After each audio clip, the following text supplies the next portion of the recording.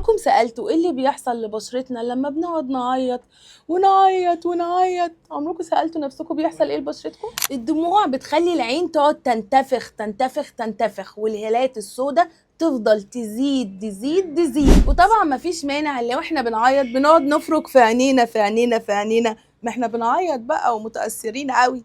فده بيحصل ايه بقى يا جماعة؟ ده بيخلي اللي البشرة تتهيج اكتر ويحصل لها احمرار جدا جدا. ويا سلام بقى لو بشرتك حساسه، روحي بقى للدكتور. وكمان عارفه الخطوط الرفيعه اللي بتظهر جنب عينك دي وهنا وبتروحي تعملي فيها روبوتكس؟ عارفه بيظهر ليه؟ عشان بتقعدي تعيطي كتير. طب ما انت هتيجي تقولي لي ما انا هرموناتي بتخليني اقعد اعيط، اعمل ايه يعني؟ ما انا عيطت هسيبك؟ لا مش هسيبك، هقول لك هتغسلي وشك بميه فتره وهتمسحيه كويس قوي بس بلطف شويه، وتحطي كريم مرطب حوالين العين، ومفيش مانع لو حطيتيه كمان على وشك. انا عارفه ان العياط مفيد للنفسيه، بس كمان بشرتك محتاجه اللي احنا نحبها.